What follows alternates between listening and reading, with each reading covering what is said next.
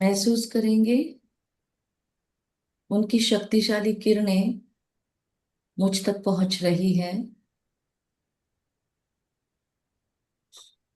और निराकारी वतन में मैं स्थैर्यम हो चुकी हूँ।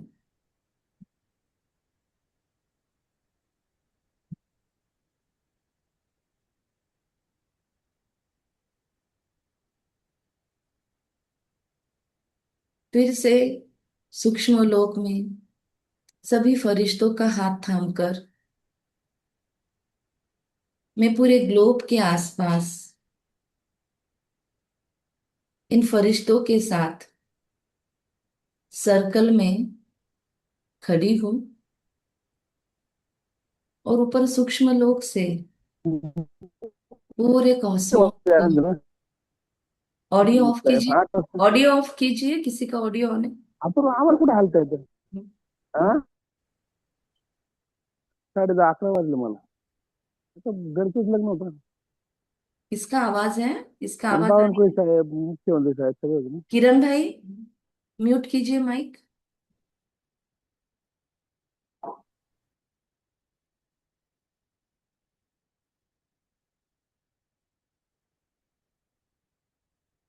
महसूस करेंगे पूरे ग्लोब के आसपास हम सभी ने मिलकर एक सुंदर घेराव डाला है और दुनिया के अंदर जो उलझनें चल रही है उन सभी को सुलझाने की ऊर्जा हम दे रहे हैं।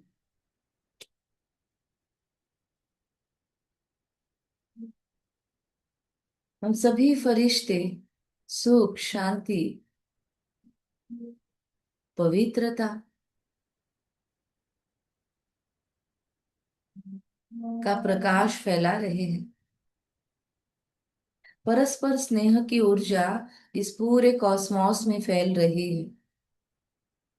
जिनके भी रिश्तों में मनमुटाव है, दूरियां है, झगड़े हैं, वैमनस्य है, धोखाधड़ी है, ऐसे सारे विकृत संस्कार आत्माओं को उनके उनके रियलाइज हो रहे हैं।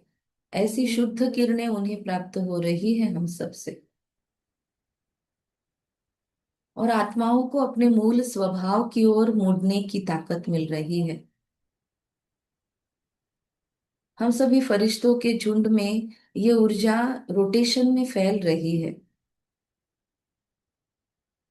और हमसे पूरे ग्लोब पर यही ऊर्जा का छिड़काव हो रहा है। जो आत्माएं, जो बीके आत्माएं भी है, जो खुद में बहुत दिनों से कोई संस्कार परिवर्तन करना चाह रही है लेकिन नहीं हो रहा है, उन सभी को भी एक्स्ट्रा पावर, एक्स्ट्रा ब्लेसिंग्स सर्वशक्तिवान पिता से लेकर फरिश्तों के बादशाह से लेकर हम सभी दे रहे हैं। ध्यान रहे, ये ऊर्जा हमारी नहीं है। हम केवल शुभ चिंतक मणि बनकर यहाँ पर बैठे, देने वाला दाता बैठा है। हम उनके और इनके बीच में केवल पुल का काम कर रहे हैं। इसलिए टोटली निराकारी, निर्विकारी और निरंकारी स्टेट बन पा रही है हमारी। और महसूस हो रहा है हमारे पूरे बीके परिवार का किला मजबूत हो रहा है। सारा बीके परिवार दिव्यता महसूस कर रहा है। उनके जीवन के सूक्ष्म से सूक्ष्म कमी कमजोरियां नष्ट हो रही है, एक्स्ट्रा ताकत मिल रही है। सबका अमृत वेला स्ट्रांग हो रहा है। सबका योग की तरफ अटेंशन बढ़ता जा रहा है और सभी अपने छोटे मोटे स्वभाव संस्कारों को सहज इग्नोर कर पा रहे हैं।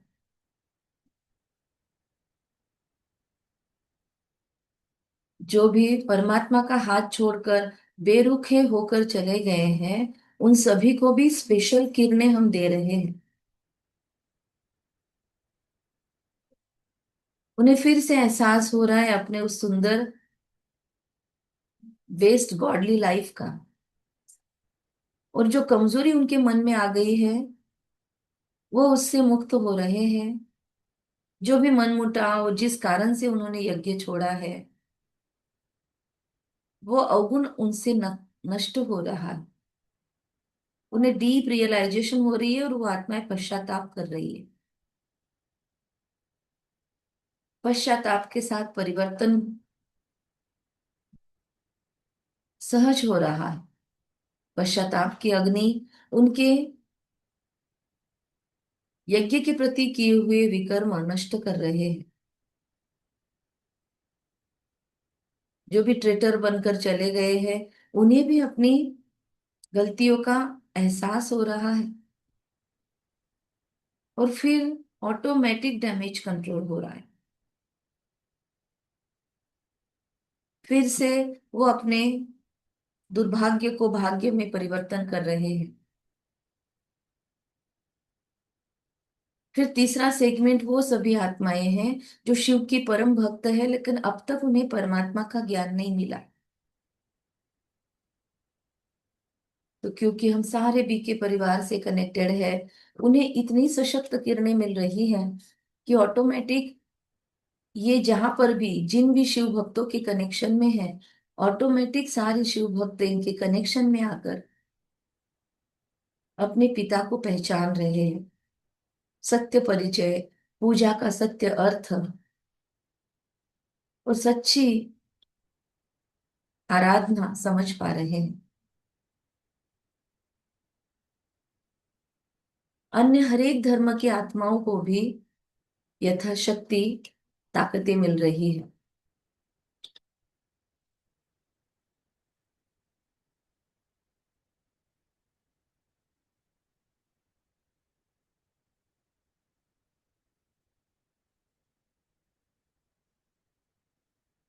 ओम शांति। परमात्मा पिता को बहुत बहुत धन्यवाद देंगे कि उन्होंने हमें इस सुंदर सेवा का अनुभव करवाया और हमें जितनी भी हमारी पात्रता थी फिर भी योग्य समझा और इस सेवा का सौभाग्य दिया। Thank you, thank you, thank you करते हुए क्लास में लौटेंगे सभी। 27 अप्रैल की मुरली है। मीठे बच्चे, तुम्हें फूल बनकर सबको सुख देना है। मीठे बच्चे, तुम्हें फूल बनकर सबको सुख देना है। फूल बच्चे मुख से रत्न निकालेंगे। फूल बनने वाले बच्चों प्रति भगवान की कौन सी ऐसी शिक्षा है जिससे वह सदा खुशबूदार बना रहे। हम अगर खुद को भगवान की बगिया के फूल देने वाले सुखदायक बच्चे समझते हैं, रत्न समझते हैं परमात्मा के, तो हमारे मुख से रत्न निकलेंगे। और ऐसी कौन सी शिक्षा है जिससे हम सदा खुशबूदार बने रहे।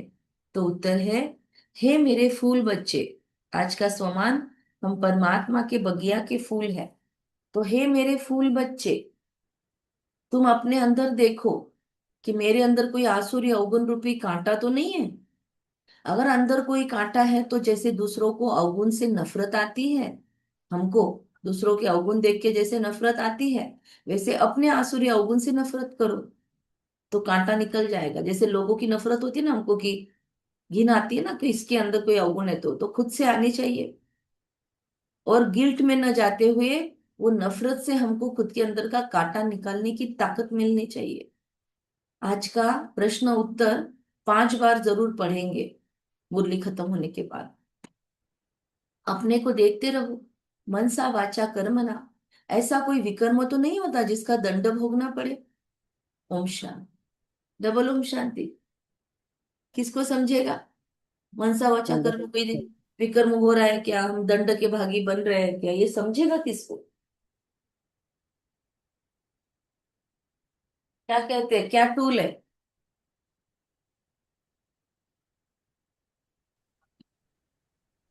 ठीक चार्ट है। जो प्ले करते हैं। हाँ जी, चार्ट। चार्ट। हाँ, जो डेली चार्ट मेंटेन करते हैं ना उनको थोड़ा आसान हो जाएगा ये। कोई ग्रुप में डाल देगा कि मुरली ज्वाइन करे, इसलिए क्योंकि ग्रुप में मुरली का ऑडियो नहीं आएगा, व्हाट्सएप शुरू नहीं है हमारा मोबाइल से। ओम शांति। डबल ओम शांति। तो डबल ओम रूहानी शांति। बच्चों प्रति रूहानी बाप बैठ समझाते हैं। बाबा को ओम शांति किसी ने बोला नहीं, केवल एक दो आवाज आई मुझे बस। हमारा ओम डिसाइड हुआ था ना कि बाबा को एक बार स्टार्टिंग में ओम ओम शांति नहीं शांति। बोलेंगे, डबल ओम शांति बोलेंगे। Double Om Shanti. Double Om Shanti. Double Om Shanti. Okay. Double Om Shanti. इस समय यह रावण राज्य होने के कारण मनुष्य सब है देहाभिमानी, इसीलिए उन्हों को जंगल का कांटा कहा जाता है। सिंपल बगीचे का काचा कांटा नहीं बोला, जंगल का कांटा। जंगल का कांटा थोड़ा ज्यादा पावरफुल होता है, ज्यादा डेंजरस होता है। तो जो अब कांटों को फूल बना रहे हैं, कहाँ कहाँ माया ऐसी है जो फूल बनते बनते फट से फिर कांटा बना देती है। भगवान को तो हर बात का एक्सपीरियंस है, इतने दिनों से हम सबको चला ही रहा है वो, तो उसे पता है किसकी लेवल क्या क्या है। तो वो कहता है कि कांटों से फूल बना रहा है ना। ये कौन समझता, ओ यह कौन समझाते हैं? बेहद का भाव, बाबा। जो अब कांटों को फूल बना रहे हैं। कहाँ कहाँ माया ऐसी है जो फूल बनते बनते फट से फिर कांटा बना देती है। आए थे इधर भगवान के पास, इतना सब कुछ झंझट छोड़ के या सब कुछ झंझट करते हुए भी भगवान के पास क्यों आए थे? कि भाई हम फूल बने। और फिर भी फूल बनते बनते दिमाग सटक गया, बहनों की कोई गलतियां देख ली, भाई बहनों की गलतियां देख ली, भगवान से नाराज हो गए और बन गए ट्रेटर। तो एकदम क्या मतलब, क्या हो गया ना, क्या से क्या हो गया। क्या करने आए थे इतनी मेहनत करके, और सारी मेहनत मिट्टी में मिला दी। तो कहाँ कहाँ माया ऐसी, इसलिए रोज अपने आप को सुरक्षा कवच देते हैं ना, उस सुरक्षा कवच में ये भी संकल्प डालो कि मैं बाबा का हाथ और साथ अखंडता से यथार्थ रीति पकड़ी रहूं। क्योंकि दिमाग घूमने में टाइम नहीं लगता है ना। और हम साकार में पालना नहीं ले रहे, साकार में पालना लेने वाले भी भाग गए। हम तो दूर से अपने अपने घरों से पुरुषार्थ कर रहे हैं, और हमारे आसपास भी पूरी माया बिछी हुई है, जंजाल है सारा। तो इसलिए बाबा परमात्मा सुरक्षा कवच में मैं पूर्णतः सुरक्षित हूँ। इस सुरक्षा कवच में कोई भी नकारात्मक ऊर्जा तो प्रवेश कर ही नहीं सकती, लेकिन कोई नकारात्मक अयथार्थ थॉट भी इसमें प्रवेश नहीं कर सकता। मैं व्यर्थ विचारों से भी सुरक्षित हूँ, और मैं व्यर्थ संकल्पों से भी, मैं व्यर्थ एक्टिविटी से भी सुरक्षित हूँ, और नकारात्मक विचारों से, नकारात्मक व्यक्तियों से भी मैं सुरक्षित हूँ। ऐसे लोगों के कांटेक्ट में ही नहीं आना है मुझे। कहाँ कहाँ माया ऐसी है जो फूल बनते बनते फिर से कांटा बना देती है। तो इसको कहा जाता है कांटों का जंगल। इसको क्या कहा जाता है? कांटों का जंगल। इसमें अनेक प्रकार के जानवर मिसल मनुष्य रहते हैं। है मनुष्य, परंतु एक दो में जानवरों मिसल लड़ते रहते हैं। तो मुझे चेक करना है कि मैं ऐसा कोई एक्टिविटी कर रही हूँ जिससे मेरी एक्ट भगवान को जानवरों जैसी लग रही है। क्या मेरी ऐसी कोई एक्टिविटी है जो जानवरों मिसल है? झगड़ते रहते हैं, घर घर में झगड़ा लगा हुआ है, विषय सागर में ही सब पड़े हैं। यह सारी दुनिया बड़ी भारी विष का सागर है। विष का सागर बोला, ओके। जिसमें मनुष्य गोते खा रहे हैं। बाबा कहते इसको ही पतित भ्रष्टाचारी दुनिया कहा जाता है। अभी तुम कांटों से फूल बन रहे हो, तो बाप को बागवान भी कहा जाता है। बाप बैठ समझाते हैं। क्या समझाते हैं? कि गीता में है ज्ञान की बातें और मनुष्य की चलन कैसी है, वो भागवत में वर्णन है। गीता में बाबा कहता है मनुष्य में, भागवत में वर्णन है किस चीज का? कि मनुष्य की चलन कैसी है। भागवत में ऐसी सारी चीजें आई हुई है। क्या क्या बातें लिख दी है। गीता अलग है और भागवत अलग है, आप लोगों को पता होगा। भागवत में क्या है और गीता में क्या है, पता है सभी को?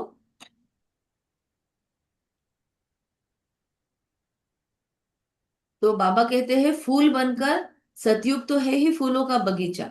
क्या क्या बातें लिख दी है। भागवत में सारी परमात्मा के साथ गोपियों के प्रेम की बातें हैं, और गीता में सारी लाइफ से रिलेटेड और युद्ध से रिलेटेड, मतलब मानसिक युद्ध से रिलेटेड बातें हैं। सतयुग में ऐसे थोड़ी कहेंगे, सतयुग तो है ही फूलों का बगीचा। अभी तुम फूल बन रहे हो, फूल बनकर फिर कांटे बन जाते हैं। आज बड़ा अच्छा चलते चलते फिर माया के तूफान आ जाते हैं। बैठे बैठे माया क्या हाल कर देती है, और माया को हाल हम करने देते, हमारे साथ खेलने देते। बाप कहते रहते हैं हमको, हम तुमको विश्व का मालिक बनाते हैं। बाबा बोल रहा है कांटे बनाने तो आया नहीं हूं मैं तुम्हें, विश्व का मालिक बनाने आया हूं। पर आज बड़ा अच्छा चलते फिर माया के तूफान आ जाते हैं। बैठे बैठे माया क्या हाल कर देते हैं, है ना। बाप कहते रहते हैं हम तुमको विश्व का मालिक बनाते हैं। भारतवासियों को कहते हैं तुम विश्व के मालिक थे, कल की बात है। लक्ष्मी नारायण का राज्य था, कल की बात है। हीरे जवाहरात के महल थे, कल की बात है। उनको कहते ही है गार्डन ऑफ अल्लाह। जंगल यहाँ है, फिर बगीचा भी यहाँ होगा। भारत स्वर्ग था, उसमें फूल ही फूल थे। बाप ही फूलों का बगीचा बना रहा है। फूल बनते बनते फिर क्या किया हमने? संग दोष में आके फूल बनते बनते संग दोष में आके खराब हो गए हैं। बस बाबा हम तो शादी करते हैं, माया का भपका देखते हैं, है ना, और चले गए जंजाल में। यहाँ तो है बिल्कुल शांति।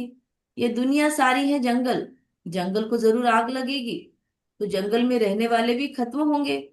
वहां आग लगनी है जो 5,000 वर्ष पहले लगी थी, वही सेम टू सेम आग फिर से आएगी, जिसका नाम महाभारत लड़ाई रखा है ना। लेकिन और क्या बात है उसके लिए कि उसमें बिल्ली के पुंगरे बच गए। सच में कोई बिल्ली के बच्चे नहीं बचेंगे। परमात्मा के बच्चे जो खुद पर काम करते रहेंगे, जो खुद को हमेशा सेफ्टी कवच में रखेंगे, वो बचेंगे। और जब मौत होगी तो मौत भी बहुत आलीशान होगी। लेकिन ये संकल्प डाल के रखना चाहिए कि मेरी जिंदगी भी आलीशान, बहुत सेवा हो रही है मेरी जिंदगी में भी, और मेरी मौत भी सेवा करने वाली होगी। जैसे दादी प्रकाश मणि की मौत कैसी सेवा करके गई। सबसे पहले दादी प्रकाश मणि की मौत के कारण सबसे पहले पूरे विश्व स्तर पर ऑनलाइन दिखाया गया दादी का अंतिम संस्कार, और पूरे विश्व के अंदर चर्चा हुई कि इतने कौन से विशेष व्यक्तित्व है जिनका ऑनलाइन टेलीकास्ट हो रहा है। क्योंकि ऑनलाइन टेलीकास्ट किसका होता है? बहुत बड़े बड़े हमारे देश के हाईएस्ट अथॉरिटी कोई होते हैं तो उनका होता है ऑनलाइन। जैसे इंदिरा जी गए तो तब उनका हुआ, और भी कोई बड़े बड़े नेता जाते तब उनका होता है। तो ये कौन है जिनका दिखाया जा रहा है? ये कौन है ब्रह्मा कुमारी? ये कहाँ है? ये माउंट आबू? ये क्या है शांतिवन? सारा प्रोसीजर ऑनलाइन टेलीकास्ट हुआ था। और दादी के अंतिम संस्कार में कहाँ कहाँ से लोग आए थे, हर क्षेत्र से लोग आए थे। तो बहुत सेवा हुई थी।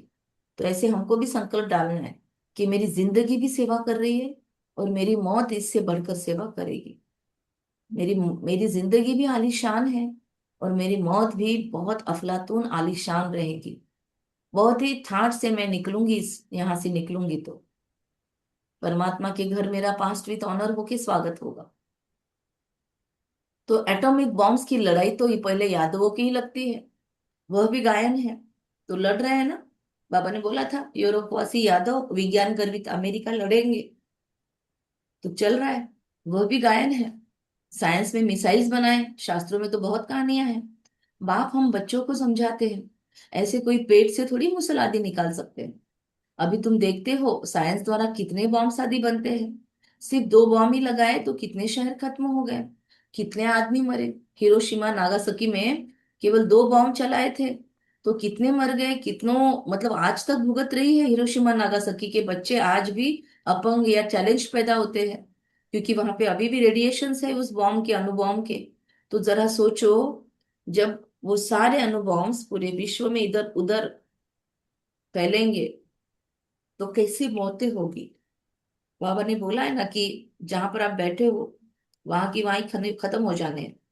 मतलब जैसे मैं अभी आपसे मुरली सुना रही हूँ, ऐसे की ऐसे खत्म। हम कोई मुरली सुन रहा है, सुनते सुनते खत्म। कोई झगड़ा कर रहा है, मुंह फटा की फटा चिल्लाने के लिए, खत्म। जो कोई विकर्म कर रहा है तो उस विकर्म के वक्त वैसे ही खत्म। अंतमति सो गति, खत्म। तो ऐसी मौतें होगी। ऐसे पावरफुल बनाए हैं बॉम्ब्स, तो ऐसे पावरफुल क्या कहेंगे, गैसेस है उसके अंदर। जो गैसेस अगर छोड़ दी कि इंसान बैठे बैठे फिनिश। बाबा ने बोला था बीच में दादी प्रकाश मणि जाने के बाद कि ऐसे ऐसे साधन बाबा बनवा रहा है, मतलब दादी प्रकाश मणि के प्रेरणा से ऐसे साइंस के साधन बन रहे हैं जो मौत आसान हो। क्योंकि हिरोशिमा नागासाकी में जो हालत हुई ना बच्चों की और बड़ों की सबकी, तो वो हालत बहुत बहुत दुखदायक थी। तो दुख कम मिले और आसानी से मौत हो, क्योंकि मौत तो होलसेल होने वाला है। तो आत्माओं को मौत भी कम हो, भगवान का उस पर भी देखो। विकर्म किए हैं लेकिन मौत आसान तो हो, ये भी भगवान सोचता है। तो इस तरीके के साइंस बने हुए हैं, मिसाइल्स बनाए हैं, शास्त्रों में बहुत कहानियां हैं। बाप बच्चों को समझाते हैं, ऐसे कोई पेट से थोड़ी मूसल आदि निकल सकते हैं। अभी हम देखते हैं, पेट से नहीं, मन से, बुद्धि से निकला है ये मिसाइल। तो अब तुम देखते हो साइंस द्वारा कितने बॉम्ब आदि बनाते हैं। सिर्फ 2 बॉम्ब ही लगाए, कितने शहर खत्म हो गए। है ना, किसी के लिए नफरत होती है तो पेट खराब हो जाता है। तो इसीलिए बोलते पेट से निकाले, बाकी पेट से प्रैक्टिकल नहीं निकलते। सिर्फ 2 बॉम्ब ही लगाए तो कितने शहर खत्म हो गए, कितने आदमी मरे, लाखों मरे होंगे। अब इस बड़े जंगल में करोड़ों मनुष्य रहते हैं, इनको तो आग लगनी है। शिव बाबा समझाते हैं, बाप तो फिर भी रहम दिल है, बाप को तो सबका कल्याण करना है। इस पॉइंट से हमने क्या सीखा? मुरली में कोई भी पॉइंट आई वो मेरे लिए कुछ ना कुछ शिक्षा है। तो अब इस पॉइंट से मैंने क्या सीखा बताओ? ये 2 लाइन आई है, ये मेरे लिए क्या शिक्षा है, इसमें से किसने किसने क्या क्या लिया, फटाफट बताओ। मुझे भी बाप समान रहमदिल बनना है। यस, और परफेक्ट। मुझे भी सबका कल्याण करना है। और कोई कैसा भी हो, जैसे मेरा बाप रहमदिल है, उसको सब मालूम है, फिर भी तो मुझे भी सबकी गलतियां दिख रही है, तो मुझे भी रहमदिल बनना है। एक्शन में एक्शन जो लेना है वो ले लेना है ना, लेकिन रहमदिल बनकर नफरत मेरे अंदर खत्म करनी है। तो हमारे सबके लिए है, हम सब लोग गृहस्थ में हैं, हमारे सबके सामने कोई ना कोई चैलेंजेस है ना। कोई भी एकदम बहुत पुण्य कर्म करके एकदम सुख में नहीं बैठा हुआ है। सबके रिश्तों में कहीं ना कहीं अनबन तो होगी, कुछ ना कुछ हो सकता है। बहुत ब्लेस्ड आत्माएं हैं जिनके लाइफ में सारे रिश्तों की तरफ से सहयोग है, वरना जनरली रिश्तों में बहुत ऊंच नीच चल रही है अभी, बीके लाइफ में भी, हर लाइफ में भी। लेकिन मेरा बाप रहमदिल है, तो मुझे भी रहमदिल बन के अपकारी पर उपकार करने की कोशिश करनी है। जिसने बहुत इंसल्ट किया है ना मेरा, मैं उसके लिए भी खड़ी हो गई। चेक करो, जिसने मेरा बहुत इंसल्ट किया, जो मेरे लिए बहुत ही अजीब बर्ताव कर रहे हैं, अपमान कर रहे हैं, तकलीफ दे रहे हैं, मैं उनके लिए भी क्या खड़ी हो रही हूँ फिर से। खुद को मिसयूज नहीं करने देना है, लेकिन अपने तरफ से रहमदिल जरूर बनना है। मन में नफरत निकल रही होगी तो उस नफरत को हमको पी लेना है, खत्म करना है। क्योंकि हम कौन है? सिद्धि स्वरूप आत्माएं हैं। और हमारे अंदर गुस्सा बढ़ गया और हमने नफरत में आकर एक भी गलत चीज बोल दी, वो सिद्ध हो जाएगी। और अगर सिद्ध हो गई तो अभी तकलीफ देने वाले कौन से लोग होंगे? हमारे आसपास के परिवार के लोग होंगे। रहना उनके बीच में ही है, और हमारे अंदर से उनके लिए कोई बद्दुआ निकल गई फॉर एग्जाम्पल, तो क्या होगा? आप लोग बहुत बताओ, थोड़ा सा संकल्प विचार सागर मंथन करो इस पे। अगर नफरत निकल रही है हमारे मन में से और कुछ उनके लिए बुरा भला निकल रहा है, बुरा निकल रहा है, तो उसका परिणाम क्या हो सकता है बताओ? उसके पहले हमें ही उसका परिणाम भुगतना हाँ, पड़ेगा। क्योंकि हम नहीं भुगतेंगे, हमारी नफरत जाएगी उन तक, भुगतेंगे वो। लेकिन उनको तकलीफ होने के बाद फिर से बैठ बैठ के उनके लिए सकाश किसको देना पड़ेगा? हमको ही देना पड़ेगा। उसको क्योंकि हम ये हम हमारा तो, कर्म बंधन भी बनेगा। हमारा कर्म बंधन बनेगा। ज्यादा तो नहीं बनेगा, थोड़ा बहुत बनेगा, क्योंकि हमने नफरत से उनको बद्दुआएं अगर दी तो उन्होंने विकर्म किए इसलिए। लेकिन कहीं ना कहीं हमारे ही पाप कर्म फिनिश होने के लिए वो हमारे साथ आए हैं, तो हम उसको न समझ के बद्दुआएं दे रहे हैं, तो पहला विकर्म ऐसे बनेगा। और दूसरा, अगर हमारी नफरतें, हमारी बद्दुआएं साकार हो गई, तो उसके बाद में उनकी जो हालतें होगी खराब, और वो तो बहुत जल्दी होगी, क्योंकि ब्राह्मणों के शब्द लगते हैं बहुत फास्ट। भगवान के बच्चे हैं तो हमारे शब्द बहुत, दुआएं भी लगेगी तो बद्दुआएं तो बहुत फास्ट स्पीड से लगेगी। और अगर उनको बद्दुआएं लग गई और अभी तक वो हमारे साथ में ही है, हम छोड़ के नहीं निकले उनको, तो फिर उनको दुरुस्त करने के लिए हमको ही मेहनत करनी पड़ेगी। सोचो, हमारे घर में जो है, उनको अगर कुछ हो गया तो हमको ही सेवा करनी पड़ेगी। हमको अपना पुरुषार्थ छोड़ के उनके लिए योग करना, योग करते बैठना पड़ेगा। विश्व कल्याण का छोड़ के हमको फिर परिवार के लोगों का कल्याण करना पड़ेगा, क्योंकि चैरिटी बिगिंस एट होम। तो फिर वापिस हमारा ही समय जाएगा। तो फिर खुद के लिए क्यों करके रखना है एक्स्ट्रा मेहनत तैयार? ये थोड़ा इस एंगल से हमको सोचना है। और भले बहुत तकलीफ दे रहा है कोई, तो उस पे सॉल्यूशन निकाल लेंगे, लेकिन रहम दिल बन के पहले उससे कॉर्ड कट करो। बहुत सारी दूसरी चीजें हैं जिसके थ्रू आप कर्म बंधन खत्म कर सकते हो। लेकिन बाबा कहते हैं, बाप तो फिर भी रहम दिल है, तो मुझे भी रहम दिल बनना है। बाप को तो सबका कल्याण करना है, हमको भी फिर कल्याण करना है। बाबा का तो अस्तित्व ही नहीं रखा ना। बाबा ने बोला ना 2-3 दिनों पहले मुरली में कि जिसने इतना कल्याण किया उसका कोई महत्व नहीं, उसके तो बर्थडे की छुट्टी भी उड़ा दी, और जिसको नंबर 1 बनाया उसको सारा मान दे दिया। ये वाक्य सुने होंगे आपने मुरली में। तो सोचो भगवान को भी फील हुआ कि जिसने तुम्हारे लिए इतना किया उसके लिए आप ऐसे बन गए एहसान फरामोश। लेकिन फिर भी बोल देता है लेकिन कर तो रहमदिल रहा है। तो फिर भी जाएंगे कहाँ, बाबा बोलता है। मतलब आएंगे तो बच्चे तो मेरे ही है, भले मेरा कितना भी बदनामी करे, अपमान करे, कितना भी मुझे छोड़ के चले जाए, जाएंगे कहाँ बच्चे में, एक ही हट्टी है। लास्ट में विश्व कल्याणकारी मैं ही हूँ, मेरे सिवाय कोई है नहीं। भले लोग गुरुओं को, साधु संन्यासियों को, देवताओं को कुछ भी समझे, लेकिन मिलना जाना तो कुछ नहीं है, क्योंकि उनका अस्तित्व भी नहीं है। वो सभी इधर पुरुषार्थ कर रहे हैं। तो पहुंचेंगे किधर? सब लोग पहुंचेंगे तो इधर ही भगवान के पास। तो वो तो नफरत नहीं कर सकता, बोलता है जाएंगे किधर। ये शब्द बहुत महत्वपूर्ण है। देखेंगे बरोबर आग लगती है तो फिर भी बाप की शरण लेंगे। बाप है सर्व का सद्गति दाता, पुनर्जन्म रहित, उनको फिर सर्वव्यापी कह देते हैं। अभी तुम हो संगम योगी, तुम्हारी बुद्धि में सारा ज्ञान है। मित्र संबंधियों आदि के साथ भी तोड़ निभाना है। अगर गलती से हम किसी संबंध में फंस गए हैं तो तोड़ निभाना मतलब साथ में रहो और फिर योग कर करके हिसाब किताब और कॉर्ड डिस्कनेक्ट करना है। उनमें है आसुरी अवगुण, तुम्हारे में है दैवी गुण। तुम्हारा काम है औरों को भी यही सिखलाना। मंत्र देते रहो। प्रदर्शनी द्वारा तुम कितना समझाते हो। कौन सा मंत्र देते रहो? बाबा बोल रहा है मंत्र देते रहो। मन मना भव। यस। भारतवासी वासियों के 84 जन्म पूरे हुए। अब बाप आए हैं मनुष्य से देवता बनाने। नरकवासी मनुष्यों को क्या बनाने आए हैं बाबा? स्वर्गवासी। यस, देवता स्वर्ग में रहते हैं। अभी अपने को आसुरी बुद्धि से नफरत आती है, अपने को देखा जाता है हम दैवी गुणों वाले बने हैं। हमारे में कोई अवगुण तो नहीं है। मनसा वाचा कर्मणा, हमने कोई ऐसा कर्म तो नहीं किया है जो आसुरी काम हो। हम कांटों को फूल बनाने का धंधा करते हैं कि नहीं करते? बाबा है बागवान, हम ब्रह्मा कुमार कुमारियां हो है माली।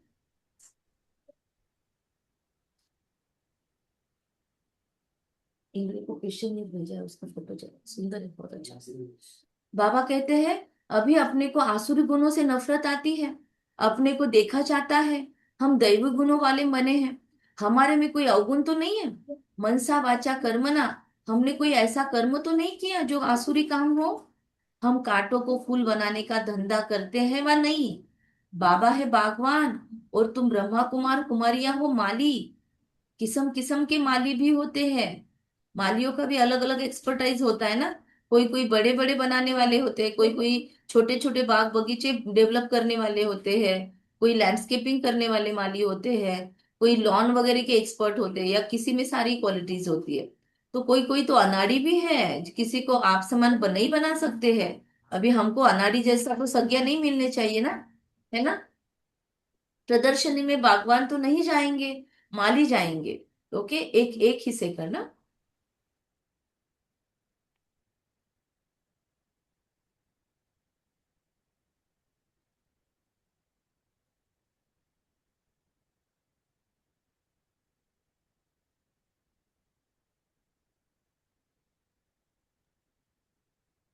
1 सेकंड आ गया। अपने को देखा जाता है ना, हम दैवी गुणों वाले बने हैं। हमारे में कोई अवगुण तो नहीं है। मनसा वाचा कर्मणा, हमने कोई ऐसा कर्म तो नहीं किया है जो आसुरी काम हो। हम कांटों को फूल बनाने का धंधा करते हैं व नहीं करते। बाबा है बागवान और हम ब्रह्मा कुमार कुमारियां हैं माली। किस्म किस्म के माली भी होते हैं। कोई तो अनाड़ी है, जो किसको आप समान नहीं बना सकते, वो अनाड़ी है। प्रदर्शनी में बागवान तो नहीं जाएंगे, माली जाएंगे। ये माली भी शिव बाबा के साथ है, इसीलिए यह भी नहीं जा सकता है। कौन? ब्रह्मा बाबा। तुम माली जाते हो सर्विस करने के लिए। बाबा कहता है अच्छे अच्छे मालियों को ही बुलाते हैं बाबा।